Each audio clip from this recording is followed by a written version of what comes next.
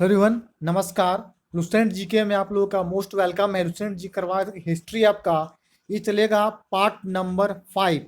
इसके पहले बनाए पार्ट 1 से लेकर पार्ट 4 का वीडियो लुसेंट जी के जो नहीं देखे हैं चल जाइएगा डिस्क्रिप्शन बॉक्स के लिंक में, वहाँ वीडियो मिल जाए। साथ ही साथ जाइएगा चैनल के लिस्ट में लुसेंट जी के, वहाँ पे आपको मिल जाएगा और पार्ट 1 से लेकर पार्ट 4 का वीडियो। स्टार्ट करते हैं पार्ट 5 का वीडियो। अशोक के बारे में पढ़ रहे थे, उसी को आगे हम स्टार्ट करते हैं आपके पार्ट 5 में। ध्यान पूर्वक से मेरी बातों को सुनिएगा। वीडियो अच्छा लगे फ्रेंड्स लाइक करके शेयर भी कर दीजिएगा। चैनल फर्स्ट टाइम हो सब्सक्राइब करके बेल आइकन जरूर प्रेस कर लें ताकि आपको नेक्स्ट वीडियो का नोटिफिकेशन आपके पास पहुंच सके। कहता है बिक्री कर के रूप में मूल्य का 10वां भाग वसूला जाता था। इसे बचाने वालों को मृत्यु दंड दिया जाता था। जो बचाने से क्या है, मृत्युदंड दे दिया जाता था। मेगास्थनीज के अनुसार एग्रोनोमोई मार्ग निर्माण अधिकारी था। जस्टिन के अनुसार चंद्रगुप्त मौर्य की सेना में लगभग 50,000 अश्वारोही सैनिक थे। कितने थे? चंद्रगुप्त मौर्य की सेना में 50,000 अश्वारोही सैनिक, 9,000 हाथी एवं 8,000 रथ थे। नेक्स्ट पॉइंट, प्लूटार्क जस्टिन के अनुसार चंद्रगुप्त ने नंदों की पैदल सेना से 3 गुनी अधिक संख्या में अर्थात 60,000 आदमियों को लेकर संपूर्ण उत्तर भारत को रौंद डाला था। देखिए बहुत ही महत्वपूर्ण बिंदु यहाँ से क्वेश्चन बनता है। युद्ध क्षेत्र में सेना का नेतृत्व करने वाले अधिकारी नायक कहलाता था। देखिए लुसेंट से आपका एग्जाम में SSC, railway, group D, NTPC, JSSC, banking, post office, IB, किसी भी सेंट्रल स्टडी कमीशन में आपके लुसेंट जीके से क्वेश्चन आते हैं। 100% गारंटी के साथ बताते हैं। देखिए प्रशासनिक समिति एवं उसके कार्य। समिति देखिए प्रथम कार्य है उद्योग एवं शिल्प कार्य का निरीक्षण। द्वितीय समिति विदेशियों की देखरेख। तृतीय समिति जन्म मरण का विवरण रखना। चतुर्थ समिति व्यापार एवं वाणिज्य की देखभाल। पंचम समिति निर्मित वस्तुओं के विक्रय का निरीक्षण। षष्ठ समिति बिक्री कर वसूल करना। देखिए नेक्स्ट कहता है सैन्य विभाग का सबसे बड़ा अधिकारी सेनापति होता था। मेगास्थनीज के अनुसार मौर्य सेना का रखरखाव 5 सदस्यीय 6 समितियां करती थी। नेक्स्ट पॉइंट कहता है मौर्य प्रशासन में गुप्तचर विभाग महामात्स्य सर्प नामक अमात्य के अधीन था। देखिए कुछ सैन्य समिति एवं उनके कार्य हैं, ध्यान समझिएगा। देखिए प्रथम समिति आपका जल सेना की व्यवस्था है। द्वितीय समिति यातायात एवं रसद की व्यवस्था। तृतीय समिति पैदल सैनिकों की देखरेख करना। चतुर्थ समिति अश्वारोहियों की सेना की देखरेख है। पंचम समिति गज सेना की देखरेख है। षष्ठ समिति रथ सेना की देखरेख के बारे में है। आइए जानेंगे नेक्स्ट आपका देखिए इंपॉर्टेंट चीज है। अर्थशास्त्र में गुप्तचर को गूढ़ पुरुष कहा गया है। पूछेगा परीक्षा में अर्थशास्त्र में क्या कहा गया? गुप्तचर को कहना होगा गूढ़ पुरुष कहा गया है। तथा एक ही स्थान पर रहकर कार्य करने वाली गुप्तचर को संस्था कहा जाता था। बहुत महत्वपूर्ण बिंदु है। नेक्स्ट पॉइंट, एक स्थान से दूसरे स्थान पर भ्रमण करके कार्य करने गुप्तचर को संचार कहा जाता था। नेक्स्ट पॉइंट, अशोक के समय जनपदीय न्यायालय के न्यायाधीश को राजू कहा जाता था। सरकारी भूमि को सीता भूमि कहा जाता था। नेक्स्ट पॉइंट, बिना वर्षा की अच्छी खेती होने वाली भूमि को अदेव मातृक कहा जाता था। नेक्स्ट पॉइंट, मेगास्थनीज ने भारतीय समाज को 7 वर्गों में विभाजित किया है, बांटा गया है। पहला दार्शनिक, सेकंड किसान, थर्ड अहीर, 4 कारीगर, 5 सैनिक, 6 निरीक्षक एवं 7वां है आपका सभासद। तो 7 भागों में विभाजित किया था भारतीय समाज को। किसने? मेगास्थनीज के द्वारा किया गया था। नेक्स्ट पॉइंट, स्वतंत्र वेश्यावृत्ति को अपनाने वाली महिला रूपा जीवा कहलाती। जो अपनाती थी आपका वेश्यावृत्ति उस महिला को रूपा जीवा कहलाती थी। नेक्स्ट पॉइंट, नंद वंश के विनाश करने में चंद्रगुप्त मौर्य ने कश्मीर के राजा प्रवर्तक से सहायता प्राप्त की थी। नेक्स्ट, मौर्य शासन 137 वर्षों तक रहा था। पूछ सकता है मौर्य शासन कितने वर्षों तक रहा? कहना 137 साल तक रहा था।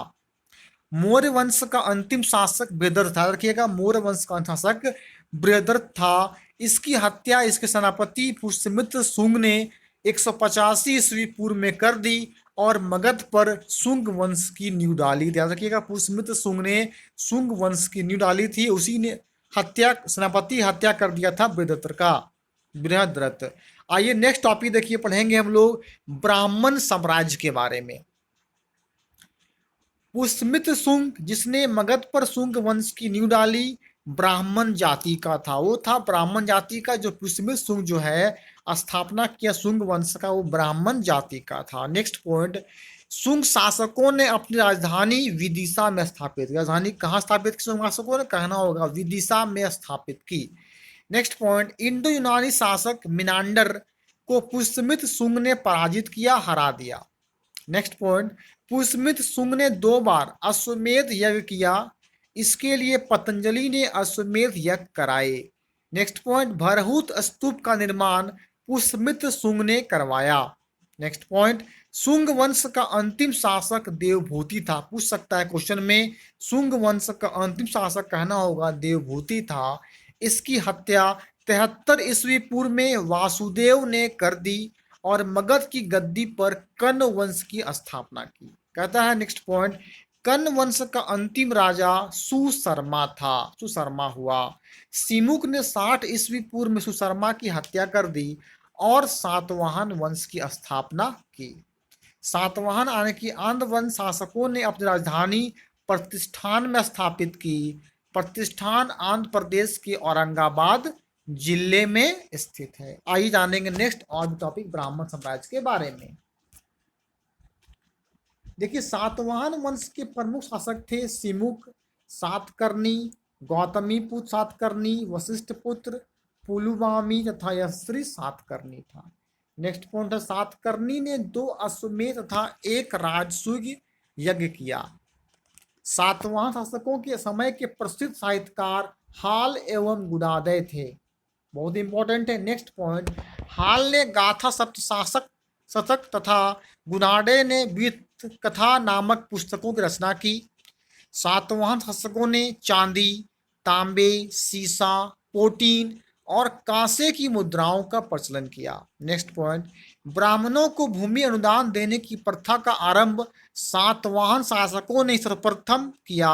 सातवाहनों की भाषा प्राकृत एवं लिपि ब्राह्मी थी। पूछ सकता है, सातवाहनों की भाषा कहना होगा प्राकृत और उसकी लिपि ब्राह्मी थी।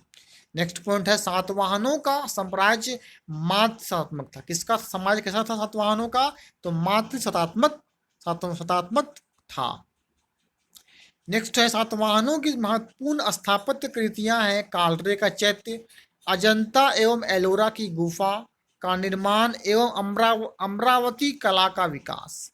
सातकर्णी एवं अन्य सभी सातवाहन शासक दक्षिणापथ के स्वामी कहे जाते थे। नेक्स्ट पॉइंट, भारत के यवन राज्य। भारत पर आक्रमण करने वाले विदेशी आक्रमणकारियों का क्रम है हिंद यूनानी, शक, पल्लव, कुषाण। सेल्यूकस के द्वारा स्थापित पश्चिमी तथा मध्य एशिया के विशाल साम्राज्य को इस उत्तराधिकारी एंटियोकस प्रथम ने अछूगन बनाए रखा। नेक्स्ट पॉइंट, एंटियोकस II के शासनकाल में विद्रोह के फलस्वरूप उसके अनेक प्रांत स्वतंत्र हो गए। बैक्ट्रिया के विद्रोह का नेतृत्व ड्यूरोटस प्रथम ने किया था। बैक्ट्रिया पर ड्यूरोटस प्रथम के साथ इन राजाओं ने क्रमशः शासन किया। ड्यूरोटस II, यूथिडेटस, डेमेट्रियस, मिनेंडर, यूक्वेटाइटस, एंटी आल्किडस तथा हार्मिक्स थे। नेक्स्ट पॉइंट, भारत पर सबसे पहले आक्रमण बैक्टीरिया के शासक डेमेट्रियस ने। याद, सबसे पहले किसने आक्रमण किया? तो बैक्टीरिया शासक डेमेट्रियस ने किया। इसने 190 ईस्वी पूर्व में भारत पर आक्रमण कर अफगानिस्तान, पंजाब एवं सिंध के बहुत बड़े भाग पर आधिकारिक कर लिया। इसने साकल को अपनी राजधानी बनाई। इससे ही हिंद यूनानी का बैक्टीरिया यूनानी कहा गया है। किसे कहा गया है? भारत पहले जो है सिंध शासन को हिंद यूनानी का बैक्टीरिया यूनानी कहा गया। नेक्स्ट पॉइंट, हिंद यूनानी शासकों में सबसे अधिक विख्यात मिनांडर था।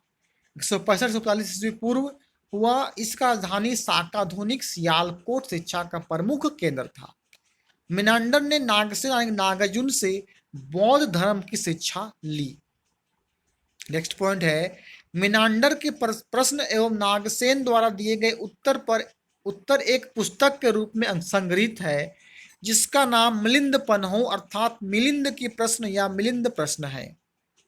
नेक्स्ट पॉइंट, हिंद यूनानी भारत के पहले शासक हुए जिनके जारी किए गए सिक्कों के बारे में निश्चित रूप से कहा जा सकता है कि सिक्के किन राजाओं के हैं। नेक्स्ट पॉइंट, भारत में सबसे पहले हिंद यूनानियों ने ही सोने के सिक्के जारी किए। पूछे किसान ने सोने के सिक्के, तो कहाँ जाना होगा, हिंद यूनानियों ने जारी किए थे। हिंद यूनानी शासकों ने भारत के पश्चिमोत्तर सीमा प्रांत में यूनान की प्राचीन कला चलाई, जिसे हेलेनिस्टिक आर्ट कहते हैं। भारत में गंधार कला इसका उत्तम उदाहरण है। नेक्स्ट देखिए हम लोग आएंगे, आपका हेडिंग है शक। यूनानियों के बाद शक आए। शकों की 5 शाखाएं थी और हर शाखा की राजधानी आपका भारत और अफगानिस्तान में अलग अलग भागों में थी। पहली शाखा ने अफगानिस्तान, दूसरी शाखा ने पंजाब राजधानी तक्षशिला, तीसरी शाखा ने मथुरा, चौथी शाखा ने पश्चिमी भारत एवं 5वीं शाखा ने ऊपरी दक्कन पर प्रभुत्व स्थापित किया। नेक्स्ट पॉइंट, शक मूलतः मध्य एशिया के निवासी थे और चारागाह की खोज में भारत आए। नेक्स्ट पॉइंट कहता है 58 ईस्वी पूर्व में उज्जैन के एक स्थानीय राजा ने शकों को पराजित करके बाहर खदेड़ दिया और विक्रमादित्य की उपाधि धारण की थी। शकों ने क्या किया, अंतकरण की 58 ईस्वी पूर्व में। बहुत ही महत्वपूर्ण पॉइंट है। आइए तो नेक्स्ट आप मानेंगे इंपॉर्टेंट, देखिए पॉइंट पे आएंगे। इसके कहता है देखिए, शकों पर विजय के उपलक्ष्य में 58 ईस्वी पूर्व से एक नया संवत आया, इसका नाम है विक्रम संवत। बोले विक्रम संवत स्टार्ट कब हुआ, कहना होगा 58 ईस्वी पूर्व में विक्रम संवत का स्टार्ट शकों द्वारा किया गया। उसी समय से विक्रमादित्य एक लोकप्रिय उपाधि बन गई, जिसकी संख्या भारतीय इतिहास में 14 तक पहुंच गई। गुप्त सम्राट चंद्रगुप्त द्वितीय सबसे अधिक विख्यात विक्रमादित्य था। नेक्स्ट पॉइंट, शकों की अन्य शाखाओं की तुलना में दक्षिण भारत में प्रभुत्व स्थापित करने वाली शाखा ने सबसे लंबे अरसे शासन किया, सबसे लंबा शासन किया था, लगभग 4 शताब्दी तक।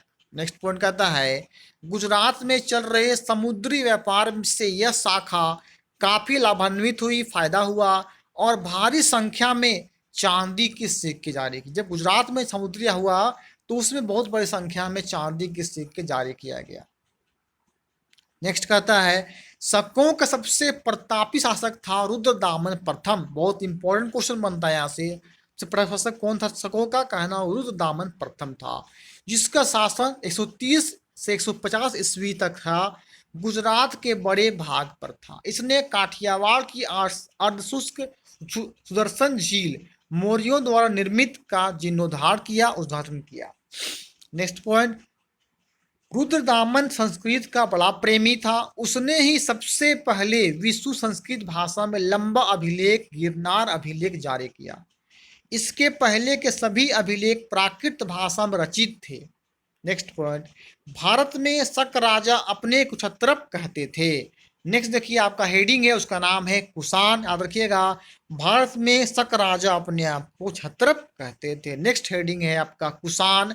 पल्लव के बाद कुषाण आए, जो यूची एवं तोखरी भी कहलाते हैं। यूची नामक एक कबीला 5 कुलों में बट गया था। उन्हीं में एक कुल के थे कुषाण। अब रखिएगा, जो बचा था 5 कुल, उन्हीं में थे कुषाण। कुषाण वंश के संस्थापक कुजुल कडफिसस था। पूछेगा कुषाण संस्थापक कौन थे, कहना होगा कुजुल कडफिसस कुषाण वंश के संस्थापक थे। इस वंश का सबसे प्रतापी राजा कनिष्क था। बहुत महत्वपूर्ण है, कुषाण किस वंश का था, तो कनिष्क था, सबसे प्रतापी राजा था। इसकी राजधानी पुरुषपुर थी, कनिष्की या पेशावर थी। कुषाणों की द्वितीय राजधानी मथुरा थी। कनिष्क ने 78 ईस्वी गद्दी पर बैठने के समय एक संवत चलाया, जो था शक संवत। शक संवत कब चलाया, 78 ईस्वी में, और विक्रम संवत चलाया था 58 ईस्वी। याद रखिएगा, जिससे भारत सरकार द्वारा प्रयोग में लाया जाता है। किसको, शक संवत को चलाया था कनिष्क ने 78 ईस्वी में। नेक्स्ट पॉइंट है, बौद्ध धर्म की चौथी बौद्ध संगीति कनिष्क शासनकाल में कुंडलवन यानी कश्मीर में प्रसिद्ध बौद्ध विद्वान वसुमित्र की अध्यक्षता में हुई। नेक्स्ट पॉइंट, कनिष्क बौद्ध धर्म के महायान संप्रदाय का अनुयायी था। आरंभिक कुषाण शासकों ने भारी संख्या में स्वर्ण मुद्राएं जारी की, जिनकी शुद्धता गुप्त काल की स्वर्ण मुद्राओं से उत्कृष्ट है। नेक्स्ट पॉइंट, कनिष्क का राजवेद आयुर्वेद का विख्यात विद्वान चरक था, जिसने चरक संगीता रचना की। चरक संगीता रचना किसने की तो कहा जाएगा चरक के द्वारा किया गया था। महाविवाह सूत्र के रचनाकार वसुमित्र थे। इसे ही बौद्ध धर्म का विश्वकोश कहा जाता है। पूछ सकता है परीक्षा में कि बौद्ध धर्म का विश्वकोश किसे कहा जाता है, कहना होगा वसुमित्र को। नेक्स्ट है, कनिष्क के राजकवि अश्वघोष ने बौद्धों का रामायण भूचरित की रचना की। वसुमित्र, पाशर्व, नागार्जुन, महाचेत और संरक्षक भी कनिष्क के दरबार की विभूति थे। नेक्स्ट पॉइंट कहता है, भारत का आइंस्टीन नागार्जुन को कहा जाता है। परीक्षा में पूछ सकता है भारत का आइंस्टीन किसे कहा जाता है, उत्तर हो जाएगा नागार्जुन को कहा जाता है। इनकी पुस्तक माध्यमिक सूत्र, इस पुस्तक में नागार्जुन ने सापेक्षता का सिद्धांत किया था। किसने दिया तो नागार्जुन के द्वारा दिया गया था। कनिष्क की मृत्यु 102 ईस्वी में हो गई। कुषाण वंश के अंतिम शासक थे वासुदेव था। गंधार शैली और मथुरा शैली का विकास कनिष्क के शासन काल में हुआ था। बहुत इंपॉर्टेंट है। रेशम मार्ग पर नियंत्रण रखने वाले शासकों में सबसे प्रसिद्ध कुषाण थे। देखिए नोट कहता है रेशम बनाने की तकनीक का आविष्कार सबसे पहले चीन में हुआ था। पूछेगा रेशम बनाने की सबसे तकनीक आविष्कार कहाँ हुआ, किस देश में, तो चीन में हुआ था। आइए अब आएंगे नेक्स्ट हेडिंग, देखिए आपका है गुप्त साम्राज्य। बहुत इंपॉर्टेंट है। गुप्त साम्राज्य का उदय 3वीं शताब्दी के अंत में प्रयाग के निकट कौशाम्बी में हुआ था। गुप्त साम्राज्य का उदय। गुप्त वंश का संस्थापक देखिए श्रीगुप्त को जाना जाता है। पूछ सकता है परीक्षा में गुप्त वंश संस्थापक कौन है, श्रीगुप्त है। 240-280 ईस्वी था। श्रीगुप्त का उत्तराधिकारी घटोत्कच था। 280-320 ईस्वी हुआ। गुप्त वंश का प्रथम महान सम्राट चंद्रगुप्त प्रथम था। यह 320 ईस्वी में गद्दी पर बैठा। चंद्रगुप्त प्रथम सबसे महान सम्राट था किसका, गुप्त वंश का। 320 ईस्वी में गद्दी पर बैठा। इसने लिच्छवी राजकुमारी कुमारी देवी से विवाह किया। इसने महाराजा धीराज की उपाधि धारण की। पूछेगा महाराजा धीराज की उपाधि धारण किसने की थी, उत्तर हो जाए चंद्रगुप्त प्रथम ने की थी। गुप्त संवत 319-320 ईस्वी शुरुआत चंद्रगुप्त प्रथम ने की। आ जाते नेक्स्ट पॉइंट पे। नेक्स्ट कहता है चंद्रगुप्त प्रथम का उत्तराधिकारी समुद्रगुप्त हुआ। उसके बाद कौन बना, समुद्रगुप्त हुआ, जो 335 ईस्वी में राजगद्दी पर बैठा। इस आर्यव्रत के 9 शासकों और दक्षिणाव्रत के 12 शासकों को पराजित किया, हरा दिया। इन्हीं विजय के कारण इसे भारत का नेपोलियन कहा जाता है। पूछ सकता है परीक्षा में भारत का नेपोलियन किसे कहा जाता है, उत्तर हो जाएगा समुद्रगुप्त को भारत का नेपोलियन कहा जाता है। क्यों कहा जाता है, क्योंकि इसे आर्यव्रत के 9 शासकों और दक्षिणाव्रत के 12 शासकों को हराया था, इसलिए समुद्रगुप्त को भारत का नेपोलियन कहा जाता है। बहुत ही महत्वपूर्ण क्वेश्चन परीक्षा में आता है यहाँ से। समुद्रगुप्त का दरबारी कवि हरिसेन था, जिसने इलाहाबाद प्रशस्ति लेख की रचना की। समुद्रगुप्त विष्णु का उपासक था। समुद्रगुप्त ने अश्वमेध कर्ता की उपाधि धारण की। बहुत ही महत्वपूर्ण बिंदु यहां से बन जाता है। नेक्स्ट कहता है समुद्रगुप्त संगीत प्रेमी था। ऐसा अनुभव उसके सिक्कों पर उसे वीणा वादन करते हुए दिखाई जाने लगा है। पूछेगा अपने सिक्कों पर वीणा वादन किसने किया था, समुद्रगुप्त किया था, जो कि संगीत प्रेमी था।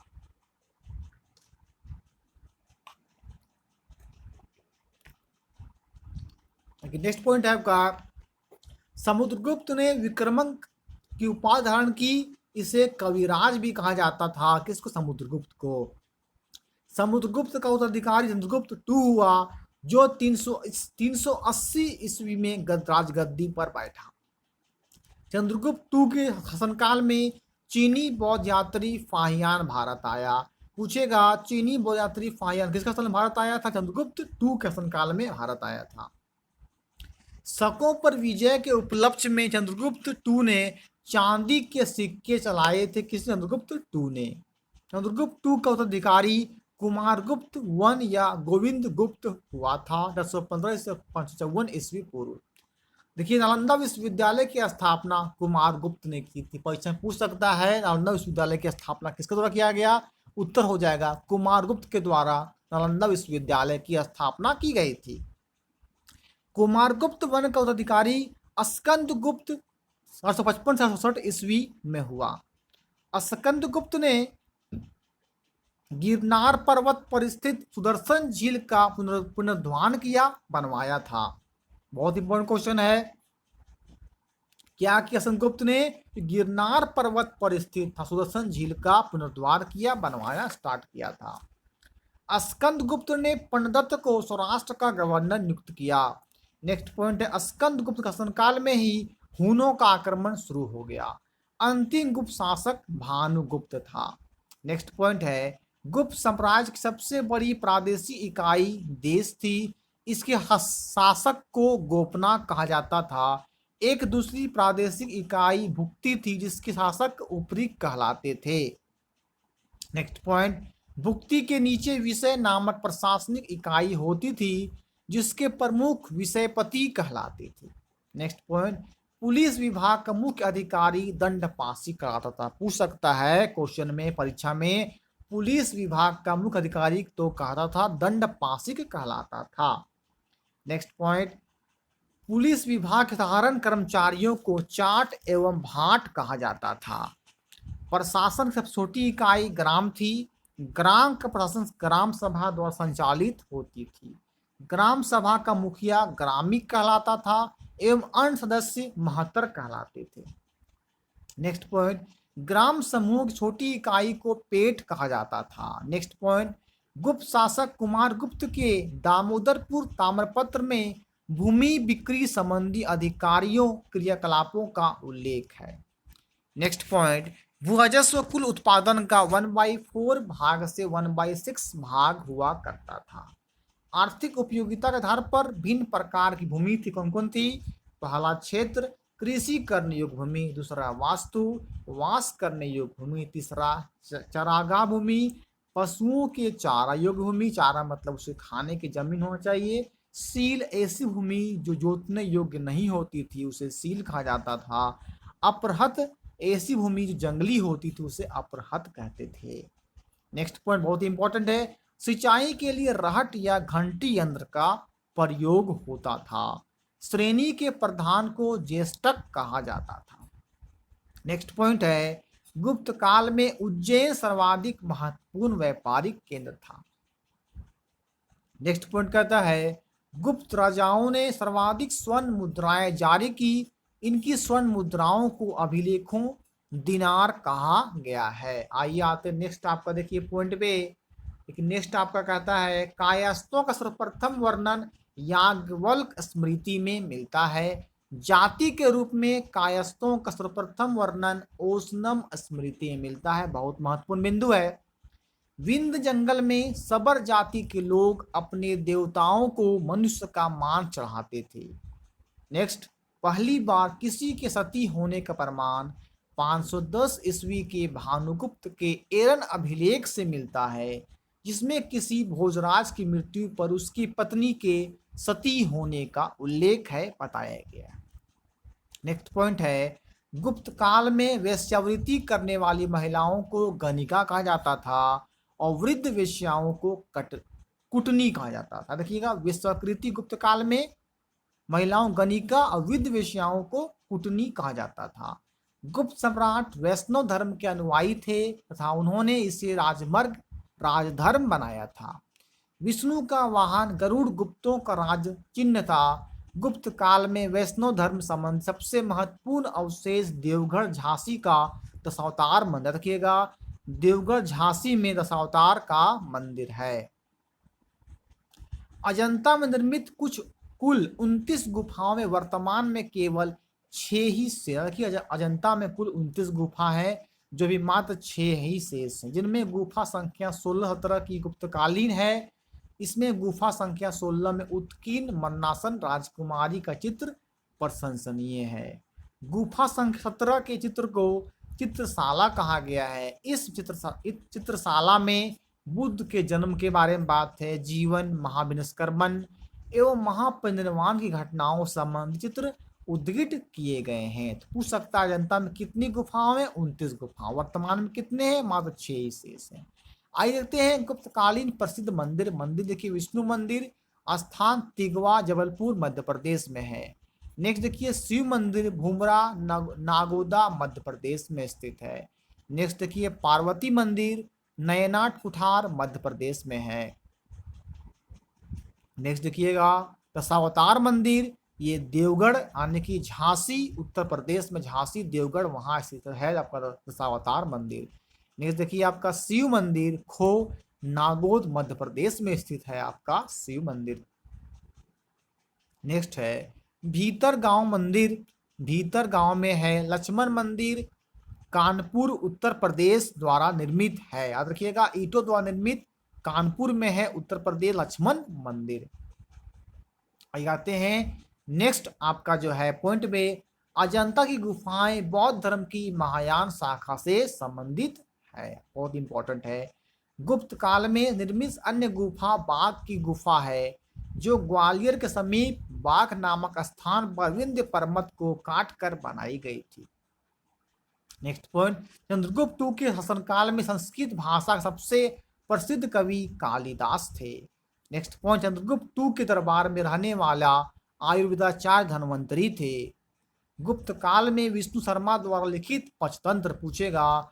विष्णु शर्मा ने क्या लिखा था? तो पंचतंत्र लिखा था।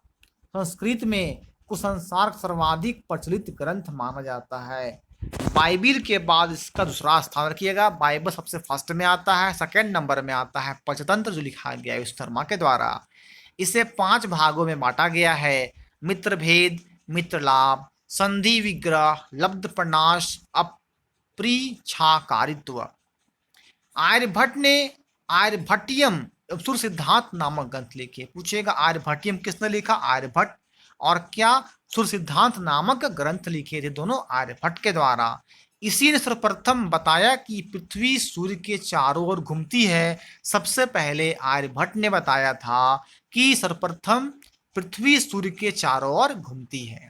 चंद्रगुप्त II के दरबार में रहने वाले प्रमुख से विद्वान थे वारामिहिर, धन्वंतरी, ब्रह्मगुप्त आदि चंद्रगुप्त II के दरबार में रहते थे, विद्वान थे। नेक्स्ट पॉइंट, पुराणों की वर्तमान रूप में रचना गुप्त काल में हुई। इसमें ऐतिहासिक परंपराओं का उल्लेख है। गुप्त काल की राजकीय भाषा रखिएगा प्राकृत थी। गुप्त काल में चांदी के सिक्कों को रुपये कहा जाता था। पूछ सकता है गुप्त काल में चांदी के सिक्कों को कहा, तब कहिएगा रुपये का कहा जाता था।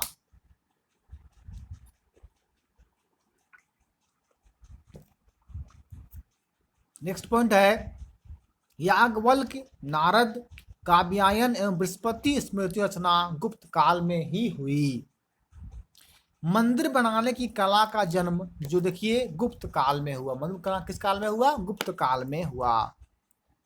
सांस्कृतिक उपलब्धियों के कारण गुप्त काल को भारतीय इतिहास का स्वर्ण युग कहा जाता है। देखिएगा सांस्कृतिक उपलब्धियां जो है पूरा गुप्त काल में हुई, इसलिए इसे भारतीय इतिहास का स्वर्ण युग कहा जाता है। पूछेगा स्वर्ण युग किस काल को कहा जाता है? कहिएगा गुप्त काल को इतिहास का स्वर्ण युग कहा जाता है। बहुत ही महत्वपूर्ण क्वेश्चन एग्जाम में बार बार पूछे जाते हैं। आइए आएंगे नेक्स्ट हेडिंग देखिए आपका है पुष्यभूति वंश का वर्धन वंश। गुप्त वंश के पतन के बाद जिन नए राजवंशों का उद्भव हुआ उनमें मैत्रक, मौखरी, पुष्यभूति, परवर्ती गुप्त और गौड़ प्रमुख हैं। इन राजवंशों में पुष्यभूति वंश के शासकों ने सबसे विशाल साम्राज्य स्थापित किया। जानेंगे नेक्स्ट और भी पॉइंट इनके बारे में। ये कहता है पुष्यभूति वंश का संस्थापक पुष्यभूति था। इनकी राजधानी थानेश्वर यानी कि हरियाणा में पड़ता है। प्रांत के करनाल जिले में स्थित वर्तमान थानेसर नामक स्थान थी। प्रभाकर वर्धन इस वंश की स्वतंत्रता का जन्मदाता था तथा प्रथम प्रभावशाली शासक था जिसने परम भट्टारक और महाराधिराज जैसी सम्मानजनक उपाधियां धारण की। प्रभाकर वर्धन की पत्नी सुमति ने से 2 पुत्र राजवर्धन और हर्षवर्धन तथा एक कन्या राजश्री उत्पन्न हुई। राजश्री का विवाह कन्नौज के मौखरी राजा ग्रहवर्मा के साथ हुआ। नेक्स्ट कहता है मालवा के शासक देवगुप्त ने ग्रहवर्मा की हत्या कर दी और राजश्री को बंदी बनाकर कारागार में डाल दिया। नेक्स्ट पॉइंट, राजवर्धन ने देवगुप्त को मार डाला, परंतु देवगुप्त के मित्र गौड़ नरेश शशांक ने धोखा देकर राजवर्धन की हत्या कर दी। नोट देखिए है, शशांक शैव धर्म का अनुयायी था, इसने बोधि वृक्ष बोध गया को कटवा दिया। पूछेगा शशांक किस धर्म का अनुयायी था? शैव धर्म का। तो आखिर में किसने कटवा दिया था बोधि वृक्ष को? तो बोधि वृक्ष को शशांक ने कटवा दिया था, इसे बोध गया भी कहा जाता है। तो बोधि वृक्ष जो यहाँ पे है शशांक ने कटवाया था। बहुत महत्वपूर्ण क्वेश्चन यहाँ से बनेगा कि बोधि वृक्ष किसने कटवा दिया? तो उत्तर हो जाएगा शशांक ने कटवा दिया था, जो शैव धर्म का अनुयायी था। नेक्स्ट पॉइंट, राजवर्धन की मृत्यु के बाद 606 ईस्वी में 16 वर्ष की अवस्था में हर्षवर्धन थानेश्वर की गद्दी पर बैठा। हर्ष को विश्रादित्य के नाम से जाना जाता था। इसने परम भट्टारक नरेश की उपाधि धारण की थी। हर्ष ने शशांक को पराजित करके कन्नौज पर अधिकार कर लिया तथा उसे अपनी राजधानी बनाया। नेक्स्ट पॉइंट, हर्ष और पुलकेशिन II के बीच नर्मदा नदी के तट पर युद्ध हुआ जिसमें हर्ष की पराजय हुई, हार हुई। चीनी यात्री हुएनसांग हर्षवर्धन के शासनकाल में भारत आया था। पूछ सकता है चीनी यात्री हुएनसांग किसके शासनकाल में भारत आया? कहना होगा हर्षवर्धन शासनकाल में भारत आया था। नोट देखिए है, हुएनसांग को यात्रियों में राजकुमार, नीति का पंडित एवं वर्तमान शाक्य मुनि कहा जाता है। वह नालंदा विश्वविद्यालय में पढ़ने एवं बौद्ध ग्रंथ संग्रह करने के उद्देश्य से भारत आया था। कौन? हुएनसांग, जो कि हर्षवर्धन शासनकाल में आया था। हर्षवर्धन 641 ईस्वी में अपने दूत चीन भेजे। 645 ईस्वी में 2 चीनी दूत उसके दरबार में आए। हर्षवर्धन ने कश्मीर शासक से बुद्ध के दंत अवशेष बलपूर्वक प्राप्त किए। हर्ष के पूर्वज भगवान शिव और सूर्य के अनेक उपासक थे। प्रारंभ में हर्षवर्धन भी अपने कुल देवता शिव का परम भक्त था। चीनी यात्री हुएनसांग से मिलने के बाद उसने बौद्ध धर्म की महायान शाखा को राज्य श्रेय प्रदान किया था। वह पूर्ण बौद्ध बन गया। नेक्स्ट कहता है हर्ष के समय में नालंदा महाविहार महायान बौद्ध धर्म की शिक्षा का प्रधान केंद्र था। नेक्स्ट, हर्ष के समय में प्रयाग में प्रति 5वें वर्ष एक समारोह आयोजित किया जाता था जिसे महामोच परिषद कहा जाता था। हुएनसांग स्वयं 66वें समारोह में सम्मिलित हुआ था। बाणभट्ट हर्ष के दरबारी कवि थे। बाणभट्ट किसके दरबारी कवि थे? तो हर्षवर्धन आने की शॉर्ट में हर्ष लिखा हुआ है, उसके दरबारी कवि थे बाणभट्ट। उन्होंने हर्षचरित एवं कादम्बरी रचना की थी। पूछेगा हर्षचरित और कादम्बरी रचना किसने की? कहा उसने उत्तर जाएगा बाणभट्ट ने की थी। विदर्शिका, रत्नावली, नागानंद नामक चीन नामक 3 संस्कृत नामक ग्रंथों रचना हर्षवर्धन ने की थी। कहा जाता है कि धावक नामक कवि ने हर्ष से पुरस्कार लेकर उसके नाम से ये तीनों नाटक लिख दिए। नेक्स्ट पॉइंट है, हर्ष को भारत का अंतिम हिंदू सम्राट कहा गया है, लेकिन वह न तो कट्टर हिंदू था और न ही सारे देश का शासक ही। हर्ष के अधीनस्थ शासक महाराज तथा महासामंत कहे जाते थे। हर्ष के मंत्री परिषद की मंत्री को सचिव या अमात्य कहा जाता था। नेक्स्ट पॉइंट, प्रशासन की सुविधा के लिए हर्ष का साम्राज्य कई प्रांतों में विभाजित था, बटा था। प्रांत को भुक्ति कहा जाता था। प्रत्येक भुक्ति शासक राजस्थानीय, उपरिक अथवा राष्ट्रीय कहलाता था। नोट, हर्षचरित में प्रांत शासक के लिए लोकपाल शब्द आया है। किसके लिए आया है लोकपाल? हर्षचरित में प्रांतीय शासक के लिए लोकपाल शब्द आया है। भुक्ति का विभाजन जिलों में हुआ था। जिले की संज्ञा थी विषय, जिसका प्रधान विषयपति होता था। विषय के अंतर्गत कई पाठक आधुनिक तहसील होते थे।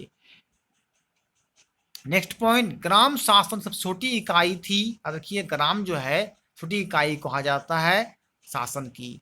ग्राम शासन का प्रधान ग्राम छपटलिक कहा जाता था। ग्राम छपटलिक कहा जाता था। ये थे कुछ महत्वपूर्ण पॉइंट जो बता रहे हैं आपको हिस्ट्री से। पार्ट नंबर 5 का वीडियो था। वीडियो अच्छा लगा है, अभी तक लाइक नहीं किए, लाइक करके इसे शेयर भी कर दें ताकि लुसेंट जी की जानकारी और भी लोगों को प्राप्त हो सके। देखिए कहाँ से क्वेश्चन बनता है उसके बारे में डीपली हम यहाँ से अध्ययन किए हैं। हम विस्तार तरीके से आपको पढ़ाएंगे लुसेंट का हर टॉपिक बाय टॉपिक, हर चीज़ें को। उसके बाद परीक्षा में कहीं से भी क्वेश्चन आएगा आप जरूर जरूर जो बना के आइएगा, तो बहुत डीपली पढ़ के जाइए, तो आपको बहुत स्ट्रॉन्ग यहाँ बेनिफिट साबित होगा। फिर मिलेंगे नेक्स्ट वीडियो में। किसी टाइप का वीडियो चाहिए तो कमेंट में आप कमेंट जरूर करें, उसका वीडियो बनाया जाएगा। तब तक के लिए आपको थैंक यू।